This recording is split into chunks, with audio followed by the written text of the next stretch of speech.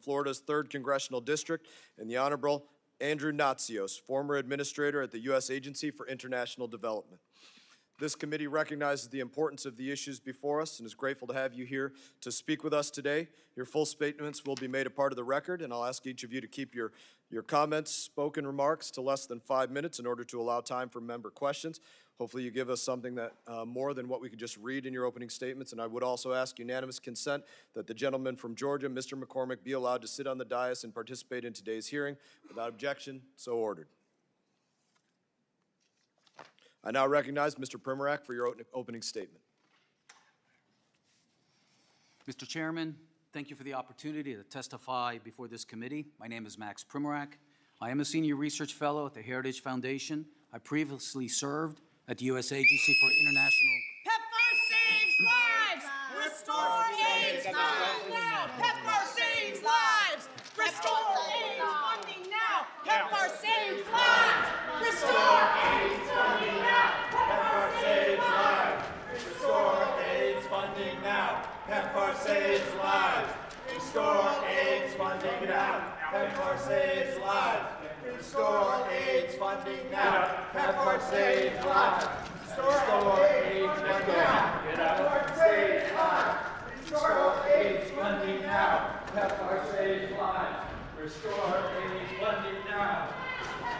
I guess these guys don't watch the news. They didn't realize that PEPFAR was one of the many programs that did prove to be life-saving, so the funding was restored. Somebody better give them a link to, I don't know, maybe Fox News or something like that. You may resume your opening statement. Mr. Chairman, I previously served at the U.S. Agency for International Development and the U.S. Department of State. I've dedicated 35 years to international relations work. The views I express here today are my own. President Donald Trump's decision to shutter USAID reflects the agency's loss of bipartisan support in Congress and the trust of the American people.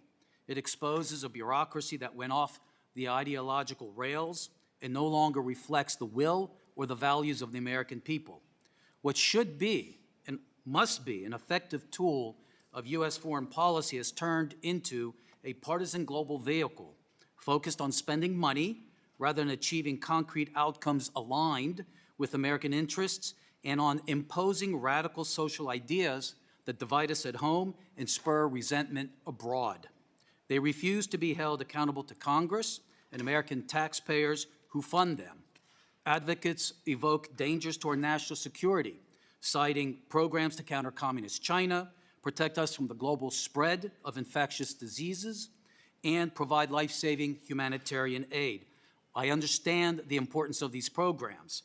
At USAID, I co-chaired a counter-China interagency group, oversaw containment of 2 Ebola outbreaks, and led the Bureau for Humanitarian Assistance. But USAID's obsession with identity politics, gender fluidity, population control, and climate fanaticism undermined these goals. Americans are now aware of massive waste, fraud, and abuse of their money.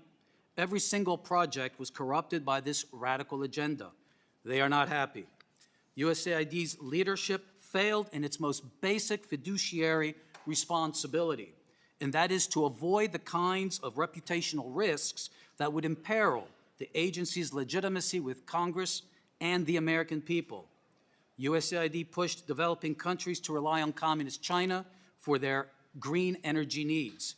2 years ago, 131 African lawmakers and religious leaders from 13 countries implored Congress not to use PEPFAR to promote abortion, stating, "We want to express our concerns and suspicions that this funding is supporting abortion, that it violates our core beliefs concerning life, family, and religion." Many Africans have told me, but also from other places in the world, the Chinese do not ask us to give up our religion to do business with them. Mr. Chairman, our aid approach has severely harmed our global standing. USAID's humanitarian system is also broken. In Gaza, American aid financed Hamas's campaign to exterminate Israel.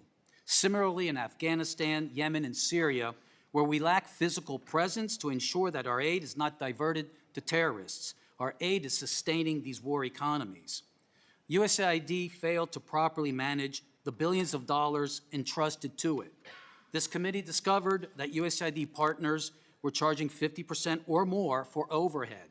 A government audit showed that USAID could not account for overhead charges concerning $142 billion worth of awards. These funds proved a boon for the progressive-dominated foreign aid industry. President Trump's leadership has created a unique opportunity to fast-track important reforms of our aid system. Secretary Rubio might look at the reforms made during the last Trump administration. Our starting point was that the purpose of foreign aid is to end the need for it. Foreign aid is not an international welfare program. USAID is not an international NGO. These must align with American interests and values. A final point. Congress must also do its part. Why should pro-Hamas South Africa, Beijing's point country in Africa, receive billions of dollars of aid from us? We should support our friends instead. Thank you, and I look forward to your questions. Thank you, Mr. Primorac. I now recognize Mr. Yoho for his opening statement. Mr. Chairman, Ranking Member Meeks, and members of the committee, it's an honor to participate in this hearing regarding USAID. I'm a former member of Congress serving from 2013 to 2021, representing Florida's 3rd Congressional District. During my 8 years in Congress, I served on this and the Agricultural Committee. I had the honor to serve as chairman of the Asia Pacific Subcommittee during the 115th Congress. I entered Congress— Mr. Yoho, could you move a little closer to your mic? It'll help turn it on too, won't it? Thank you. I lost that knowledge already, huh? I entered Congress with the goal of eliminating foreign aid for various reasons. Looking back, I was ignorant on what I thought foreign aid was, what it did, and thought it was unnecessary. Soon after my first foreign congressional delegation trip, I realized that foreign aid, when used properly, can be a tool in soft diplomacy that strengthens the nation's economy, security, increases trade, decreases migration, creates strong partners and allies. When used improperly, it has the opposite effect on both our friends and adversaries and wastes taxpayers' money. I became a strong proponent of reforming international assistance by working in a bipartisan and bicameral fashion with my co-sponsors, along with the first Trump administration, when we introduced the BUILD Act that authorized the creation of the DFC. This was the largest reform in foreign aid in over 2 decades, and my goal was to move countries from aid to trade with the use of effective tools managed correctly. I chaired, along with Congressman Adam Smith, the Effective Aid Caucus and met with members and outside groups to improve efficiency and effectiveness on assistance. This committee has had many hearings dealing with USAID.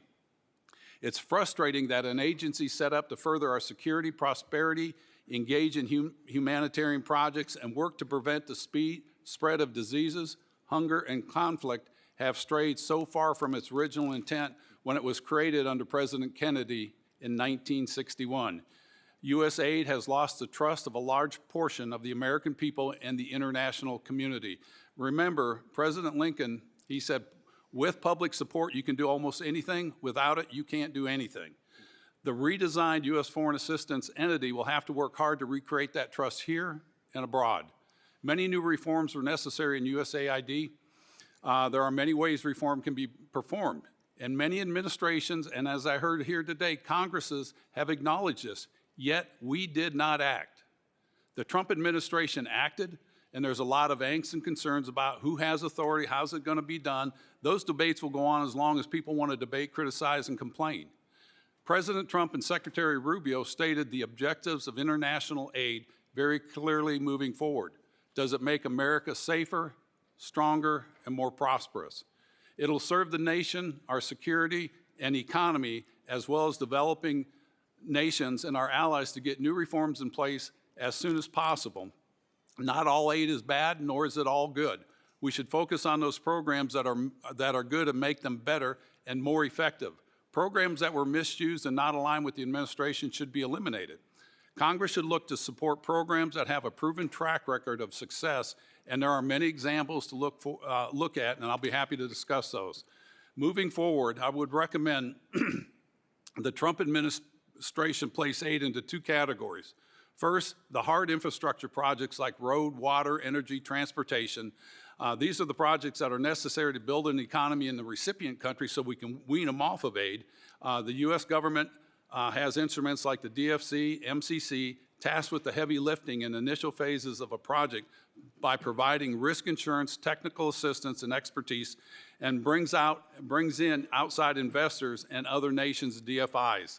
Second, the humanitarian side of assistance via a repurposed USAID type entity working synergistically with the DFC and other USG agencies.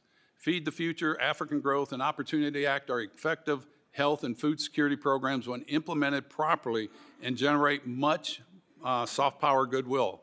Unfortunately, if mismanaged, we lose credibility, money, and drive the affected nations to our adversaries. By pausing U.S. international assistance, a vacuum is created. China, Russia, or other are already moving in to fill those voids. The U.S. must quickly bring back the authorization, funding, and a knowledgeable workforce to implement those programs that align with the administration's goal. Does it make America safer, stronger, and more prosperous? One last point. By not being effectively present can be arguably worse than pausing a program. And all you have to do is look at South and Central America and look at how much we've ceded to China and their influence from Russia, China, and Iran. That has to be dealt with immediately. That's a national security threat. Mr. Chairman and members of the committee, I yield back my time and look forward to your questions. Thank you, Mr. Yoho. I now recognize Mr. Natsios for your opening statement. Thank you very much. I speak for myself today. I've been involved in humanitarian work and development work. Let's try that microphone one more time. Maybe pull it a little closer. Okay, how's that? Much better. Better, okay. I speak for myself today. I don't represent anyone. And I've been doing this work since 1989 when I joined the Bush administration, the first Bush administration, as the director of the Office of Foreign Disaster Assistance when the world order was collapsing. And our little office, along with the Food for Peace office, saved tens of millions of lives around the world, which they continued to do through the BHA Bureau, which is now much larger than it was when I was there. If you're upset about getting off course, so am I. But let's course correct, not course destroy. When I took over AID as the administrator in Bush 43, W's administration, in early 2001, I ordered my deputy to begin reviewing every single project, every single program in AID, line by line, and we eliminated 80 programs over a month. And we moved that cash back into the program because there was a cassava mosaic that was destroying the cassava crop in Uganda, Rwanda, Burundi, and Eastern Congo. There was a risk of a famine.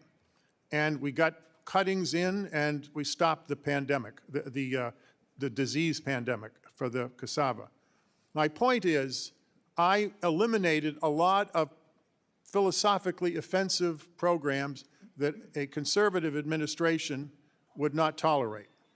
And when the Democrats took over, they moved the agency to the left. I moved it to the right.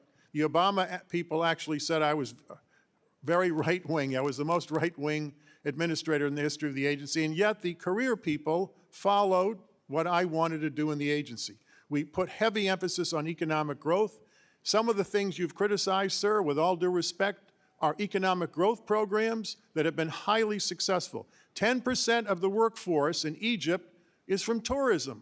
AID has properly invested $100 million over the years, and it's massively increased the number of jobs in Egypt. They are our ally. Don't we want people working instead of being unemployed? It is 12% of the GDP of Egypt, tourism. We call it development tourism. We do it in Lebanon, we do it in Tunisia, we've done it in Kosovo and in Bosnia, we've done it in Morocco, we do it all over the world. It brings in revenue and employs people. It's an economic growth project. I believe in economic growth. I believe in the private sector. I believe in free markets. That's what AID does. The notion that AID is some kind of a Marxist institution is absolutely ridiculous, okay? I know the career officers. I work with them. There is a career track called the private sector officers. And what do? They work with the business community. I started a program which the Democrats continued called the Global Development Alliance. We started it very early on, 2001. What it does is it matches AID money with corporate money to supply their supply chains. We do this all over the world. We're working with hundreds of American corporations. We've raised $60 billion in private sector funding with the American business community to increase jobs all over the world. We've been doing this for 24 years, very successfully.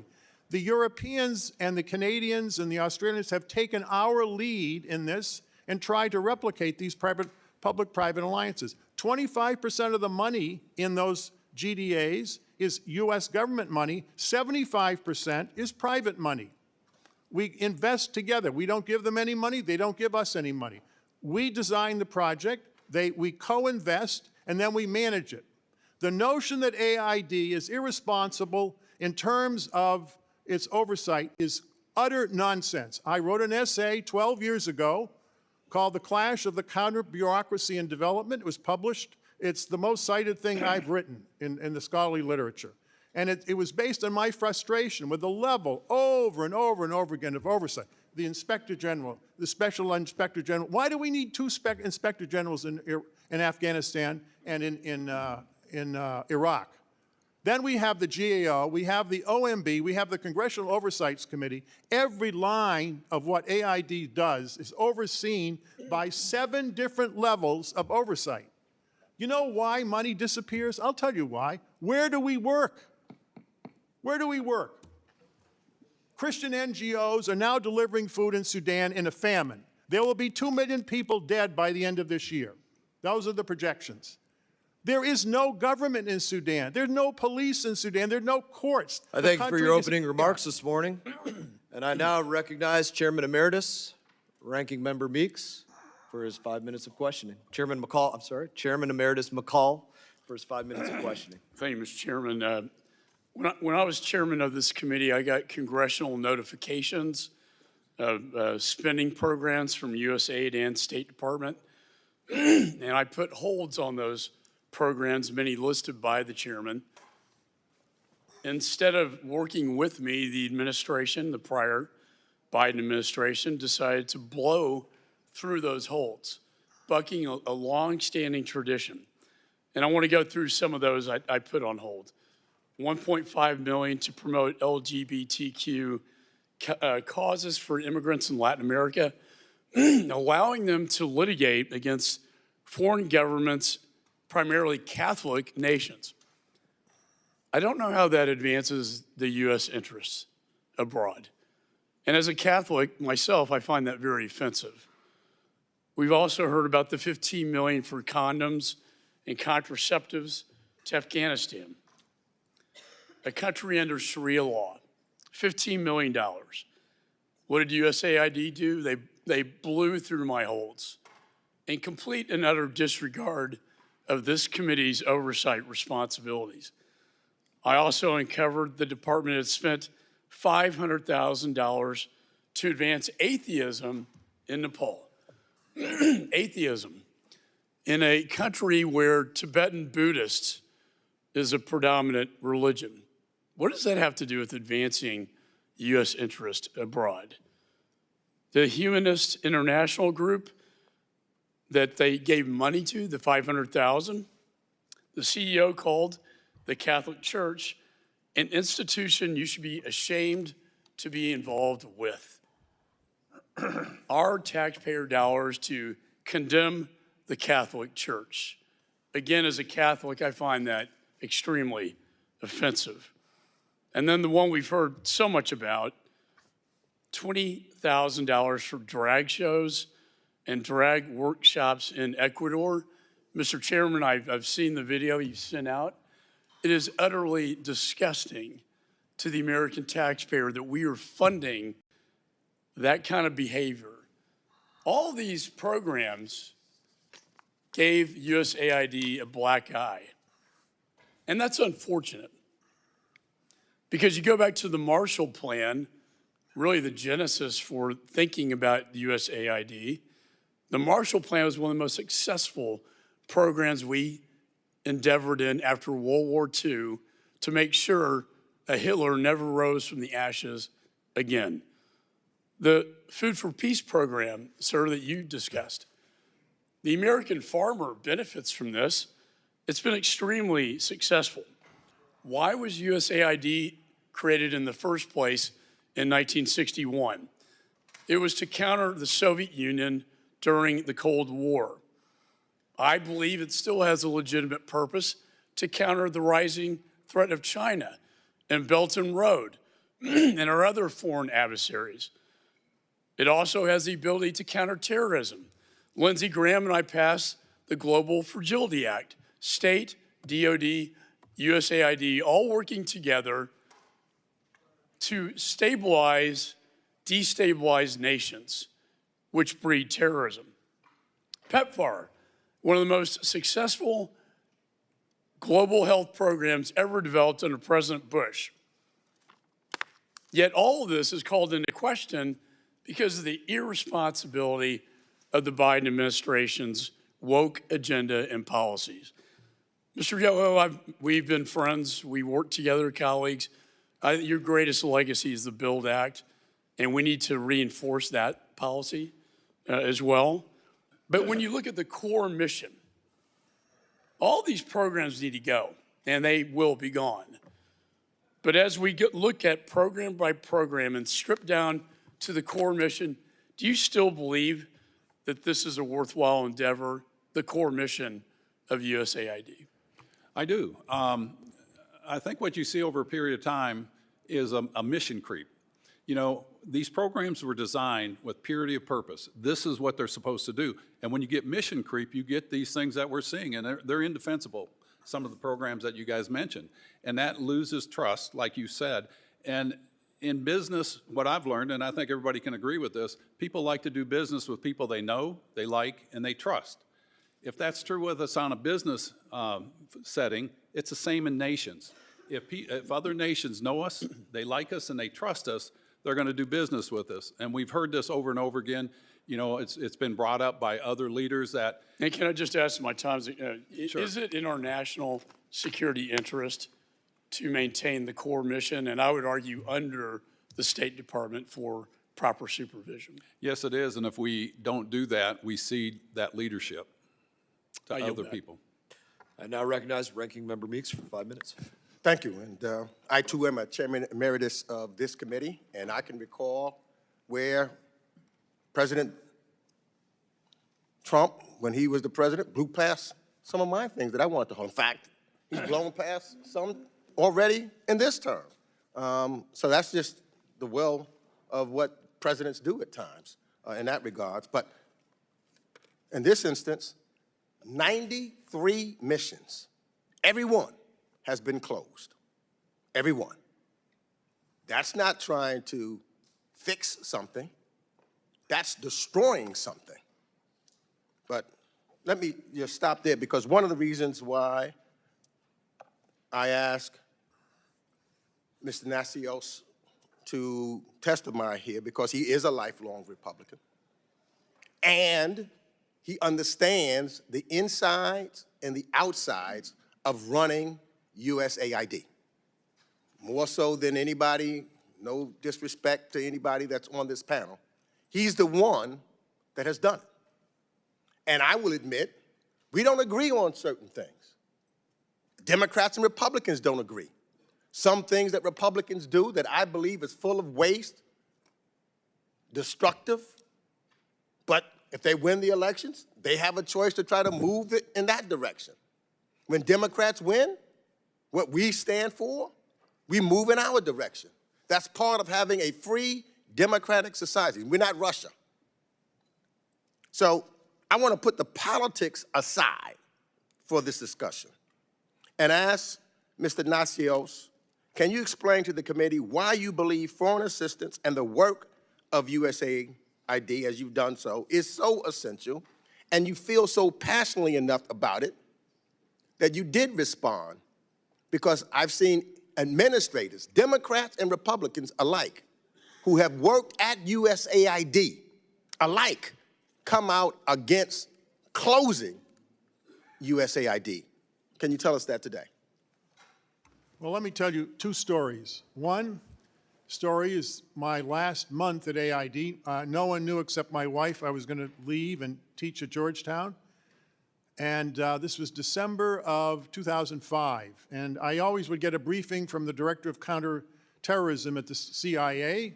And he came in to see me and he said, Mr. Natsios, the chatter is you're coming and they're going to attempt to assassinate you. I said, who? He said, well, obviously the Taliban. I said, why are they going to assassinate me? Because you're the head of AID. They can't deal with AID. They can deal with the military. They just shoot each other. But they can't build health clinics. We built 400 health clinics. We got the child mortality rates and the maternal mortality rates down by 1/3. It took 7 years to do that, but we did it very successfully. And we opened schools. We published 90 million textbooks in the schools to get the kids back in school. And the Taliban can't deal with that. They're going to try, and we advise you not to go. I said, well, let me think about that. But if you do go, announce you've arrived as you're stepping on the plane to leave.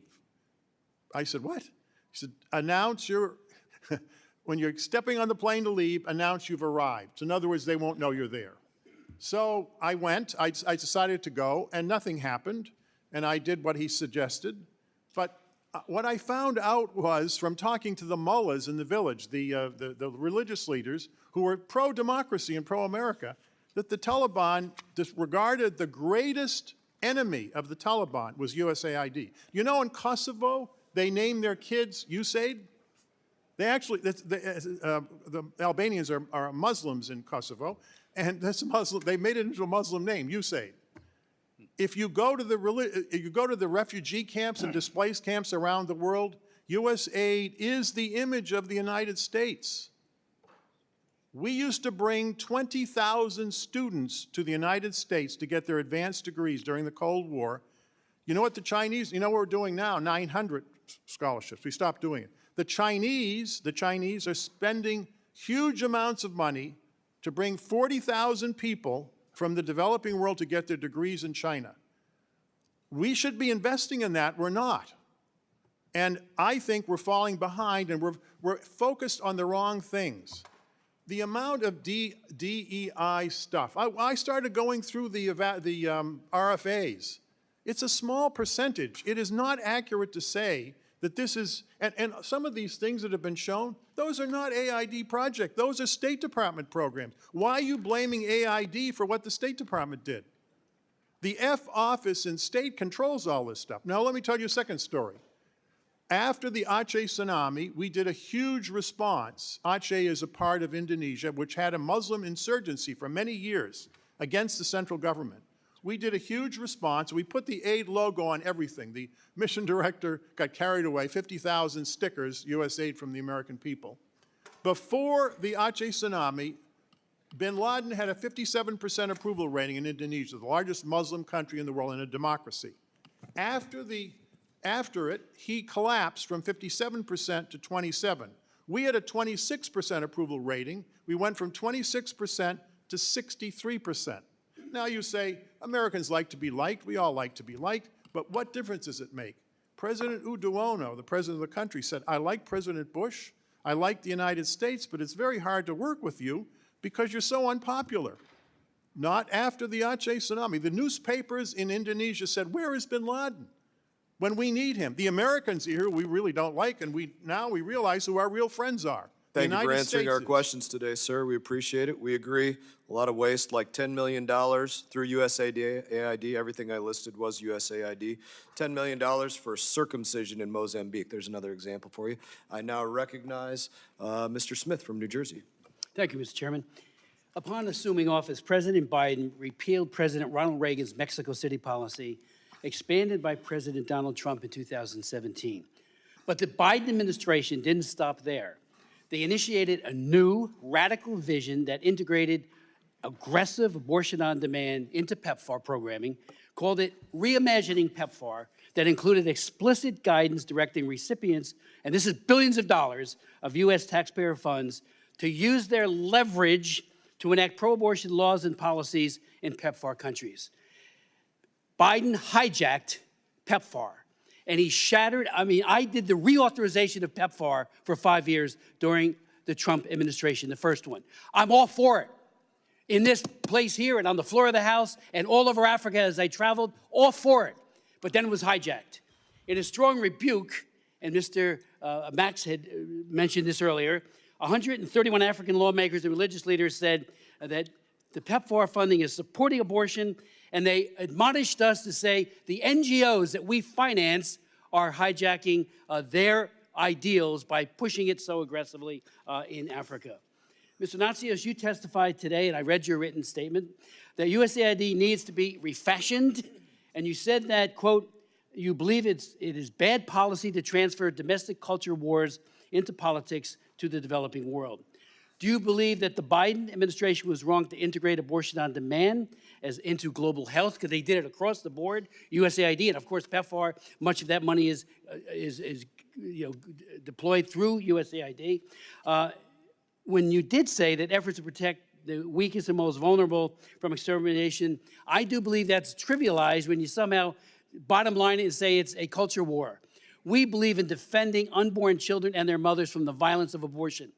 It's not a culture war. It is a fact when they're in these countries pushing it, that unfortunately children will die. I and like-minded pro-life advocates in Congress and around the world seek to protect unborn baby girls and boys from violence of abortion, including dismemberment, decapitation, and of course the abortion pills, which are now being pushed all over the world, including the United States. How do they work? They starve the baby to death. That's how it works.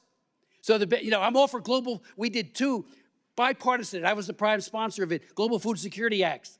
I'm all for mitigating global hunger. But when you turn around and say to an entire segment of humanity, unborn children, we're going to starve you to death through these abortion pills, to me, that's unconscionable. So do you agree that pro-abortion NGOs should continue to be empowered and subsidized with billions of dollars each year by the American taxpayer to promote abortion with the goal of changing pro-life laws in these nations? And I would ask all three of our witnesses.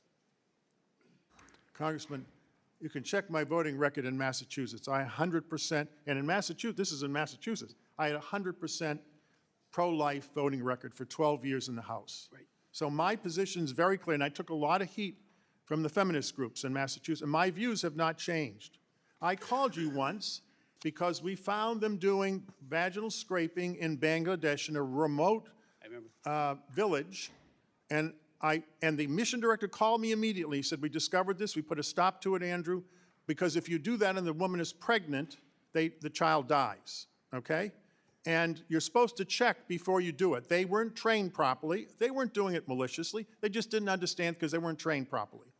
We fixed it very quietly. I called you up and told you what happened. We were being transparent about it. Other than that, that's the only violation we had in the 5 years that I was aid administrator. The career people will do what they're told to do. I am appalled at what you're telling me that they have done. And by dragging AID into these culture wars, the Biden administration has undermined the need for bipartisan support for AID. We cannot tolerate in an agency with programs all over the world a war between parties, which I'm seeing right now. In my view, it's a failure. All of the things I did at AID, I tried to do it in a way that would not alienate the Democratic Party when I left. If you look before they took apart the agency, everything I created is still there, was still there. They left it in place. Thank you. I'm almost out of time. The other two distinguished witnesses. Thank you, Andrew. Congressman, everything that we did during the first Trump administration, and I had these senior positions, we worked very hard to make sure that everything that we did had bipartisan support. What I've seen with the last administration is actually breaking the law, because you're not supposed to. By law, you're not supposed to. And I think the PEPFAR coordinator has stressed that point. But when you fund International Planned Parenthood, when you fund UN agencies that openly promote it, and when the Africans themselves tell you it's happening, then the law is being broken. I hope that the second Trump administration pursues the pro-life policies that it had in the first one, but also to include humanitarian assistance. Thank you. When we set these policies forward, it's going to behoove all of us, and this is hard to do. These policies should be what's best for America. If it's best for America, it's going to be best for the rest of the world. And those policies are based on our beliefs as a nation. If we're a Christian nation, as we always talk about, that's the right thing to do. And I think we need to stay that way. And the hard part is, with us in this body, we have to keep the checks on that. If not, it goes away. I yield back. Thank you, Mr. Chairman. Thank you, and I'm glad to hear the conversation about university spending as well, because there's a lot of that within USAID also. $42 million for Johns Hopkins to research and drive social behavior, and $250,000 for FIU for DEI training, and $244,000 for Stanford to do leadership training, not life-saving programs. I now recognize Mr. Sherman from California. Foreign aid is a good thing. Americans think that we spend 25% of the federal budget on foreign aid and want it reduced to 10%. But the fact is, it's way less than 1%. It helps us challenge China in the world. It reduces not only hunger, but migration to our borders.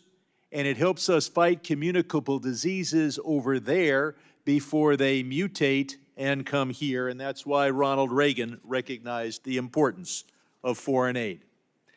Mr. Chairman, my fear, because I've been here for a long time, when I got here, it wasn't just Democrats against Republicans, it was the legislative branch against the executive branch.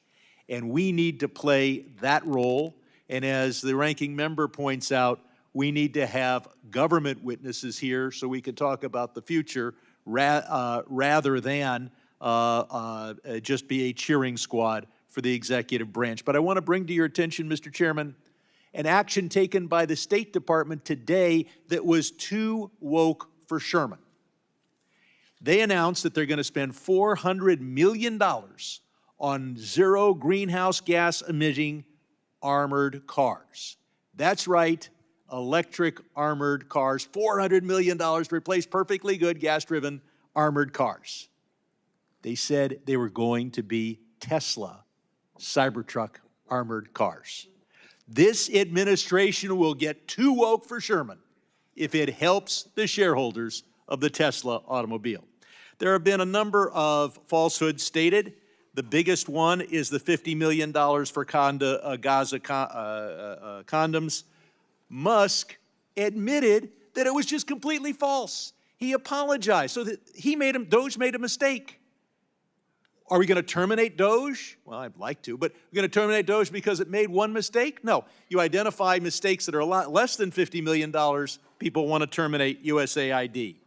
Musk statement he should be apologizing for and publicizing, because the truth has a tough time catching up with the falsehood. But let's go through a few others.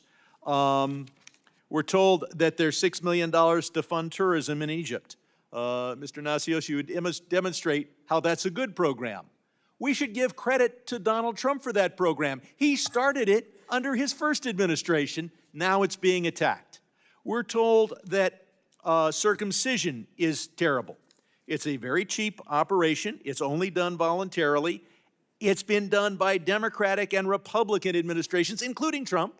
Why? Because it's a 60% reduction in the risk of female-to-male transmission of HIV. We were told that USAID was spending $80 million on subscriptions to Politico. No, the entire executive branch was doing that. But you know who else spends money on Politico? Republicans in Congress, who spend $800,000 of their office budget on Politico. And Mr. Chairman, you didn't spend any money on Politico. Like me, you spent your money on Bloomberg, as do I. Of course, Michael Waltz spent his money, over $8,000, on Politico just for his own office. The list goes on and on. But we are told that there's waivers for all this. Well, PEPFAR has been allowed to work, but they have no access to funds. But what doesn't get a waiver is democracy programs, and we need democracy in Iran. Education programs and economic development. So it's okay under Trump to give a hungry man a fish, but it's illegal to spend $1 to teach him to fish or to tell him how to get a fishing pole. And under that, we'll be feeding hungry Egyptians forever because they won't have the tourism so that they can buy their food on the world market. We need education, we need democracy, we need economic development. Finally, there's a sad incident. 71-year-old Pei Kao Lau. She was able to survive and flee from Myanmar to Thailand. She was in a camp with over 10,000 people. They cut off the money and they cut off her oxygen, and she died. And no future waiver is going to bring her back to life. Mr. Chairman, I ask that this committee take a minute of silence to remember Pei Kao Lau.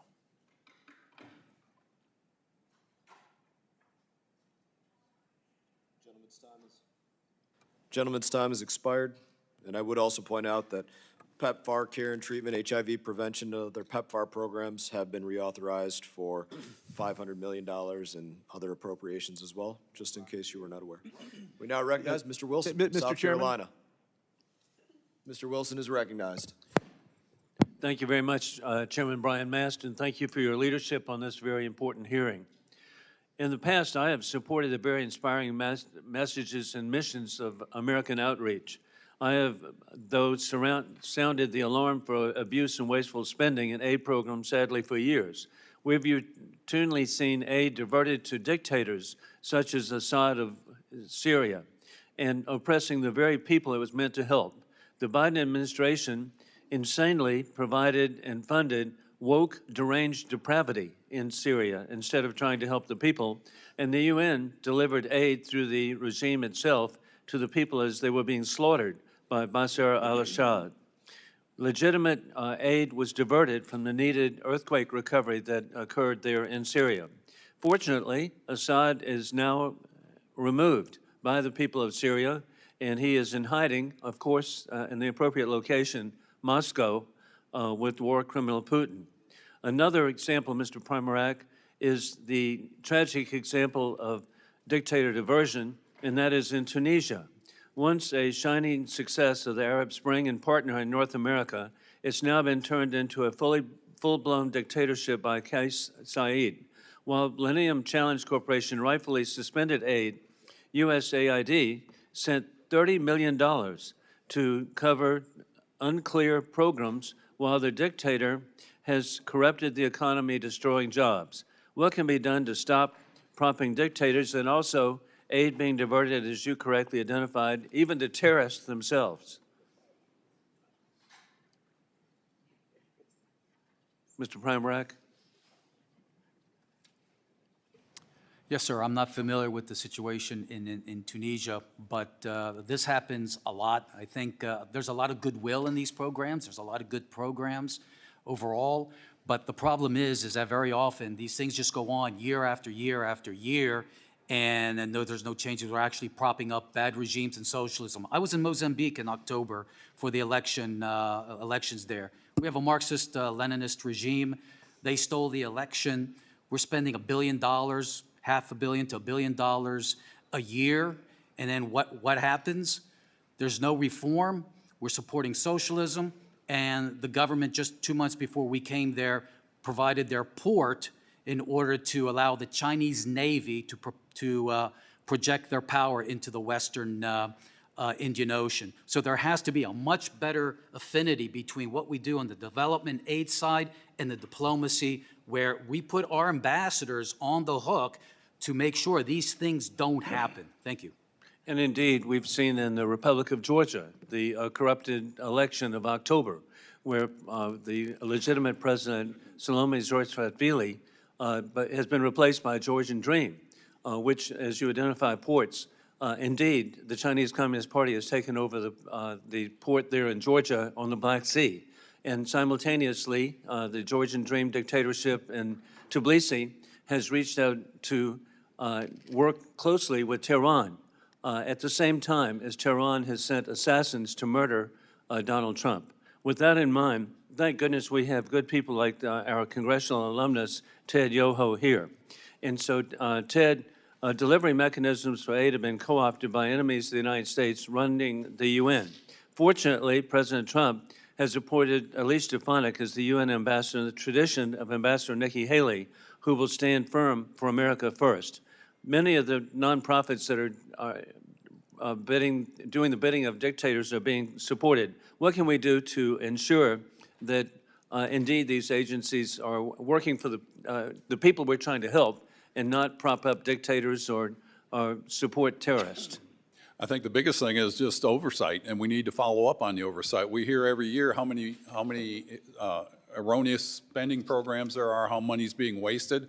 We hear those reports, but yet when I was in Congress, I didn't see us acting. It was hard to get everybody to act, and that's where I go back to the purity of purpose and what is the mission. We have to stay within those guardrails, and we need to make sure, well, the body of Congress needs to make sure that they stay that way.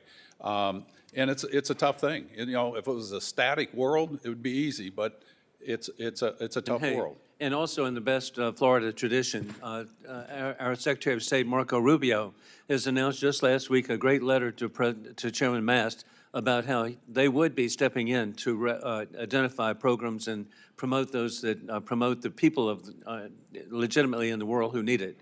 I yield back. Thank you, Representative Wilson. Now recognize Representative Keating.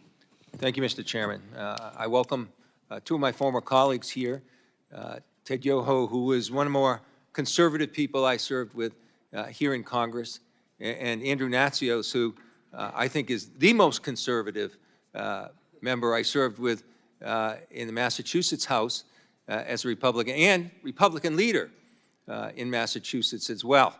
You know, I think that what we're seeing with our witnesses like this, is the fact that up until 3 weeks ago, this issue, USAID, used to be the most bipartisan issue. And I've been on this committee now for 14 years plus. We used to agree with these things. We could find things wrong with it that we can correct. And the irony of all this is this. The Republicans are in charge of the White House, the House, and the Senate. They have the power to do this the right way. They have the power of oversight to look at all the things that are being pointed out. That's your responsibility if you don't like it, and you have the power to do it. You don't need this draconian executive directive to do it. It's causing chaos, not just here in this country, but around the world. It's not necessary, and it's a huge departure from everything I've seen occurring in the 14 years before this. Along those lines, I'd like to submit, Mr. Chairman, a letter to the Republican and Democratic leadership in the House and the Senate, and it's from almost 150 former administrative officials, Republicans and Democrats, those who served in the military and the State Department, and urging the rescission of the Trump executive orders aimed at freezing our foreign assistance and dismantling USAID. It deplores the undemocratic and unconstitutional dismantling of these agencies. I'd like to submit this for the record with unanimous consent. And I'd also like to point out some other correspondence that occurred around this issue. The people that praised this action, where did they come from? I'll tell you where they came from. They came from our greatest critics, the greatest critics of democracy right now in the world. They came from the leaders of Russia and Hungary and Venezuela. They're praising this effort. That's who's for this effort. In fact, the Speaker of the Russian State Duma said that anyone who received funding from USAID should be made to publicly confess and repent on Red Square. That's who's praising this. That's who's happy with this. Putin's happy with this. This is so important now in Ukraine. One example, Putin's primary target in Ukraine is to destroy the electrical grid to use that as an energy weapon of war against the Ukrainians in his illegal aggression. And what does USAID do? They're helping to train and give the resources so that the Ukrainians can repair these damaged electrical grids so they can keep the power on and fight Putin. Putin's happy with this. I mentioned the military leaders. General Mattis, who is also Secretary of Defense under Donald Trump, he used to come to this committee time and time again and say, don't fully fund these programs like USAID, and you know what? If you don't fund it, just buy me some more ammunition. The military in our country understand the importance of this program. I've had discussions for years, and I just recently had discussions with our special operations forces. Those people, I respect them beyond words. They are in the most dangerous parts of the world, in small numbers, a global footprint, working to know where our greatest threats are in the country. They're placed in positions hosting the most dangerous threats to our country, as are so many people working for USAID, risking their lives as well, trying to secure the safety of people, not just in the world, but in our own country, from terrorist threats that are metastasizing and pose increasing threats right here back at home. They told me of the importance of USAID. They told me how they work together on security issues, on intel issues, on understanding how they can use their ability to keep us safe and use it more effectively. And they particularly pointed out what a threat China is, and it'll become a greater threat in the absence of USAID. That's who's asking us not to make these draconian changes.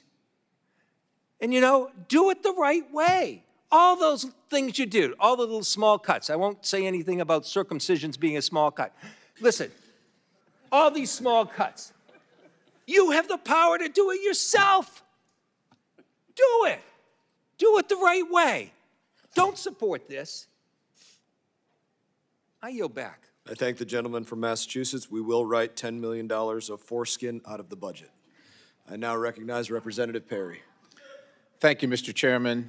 USAID was created through executive order in 1961 by President Kennedy, long having lost and strayed from its mission, lost its direction. Even the Clinton administration tried unsuccessfully to reform it. And we spend, I don't know, somewhere between $40 and $50 billion annually on this organization. And with the things that you hear, well, many of us, probably most of us in this room, agree with projecting America's power for the good of all the world around the globe. Quite honestly, if our enemies were asked to design a foreign aid program that would actively undermine the United States of America at maximum cost to the taxpayer, they would be hard-pressed to create a scheme more effective than USAID. That's shocking to say, but I just, it's, look, let's just go to a couple things here. We left Afghanistan, and I'll just I'll characterize it as left in August of 2021. August of 2021. So the Taliban's in charge. Taliban threatens the lives of the NGO personnel distributing USAID. They claim credit for USAID distribution. They interfere with the distribution of USAID aid. They tax the beneficiary of the aid. They tax the delivery service. They steal the food commodities. They divert the funds. They extort citizens for protection for USAID aid. They create sham procurement schemes, and they threaten the lives of those who oppose those schemes.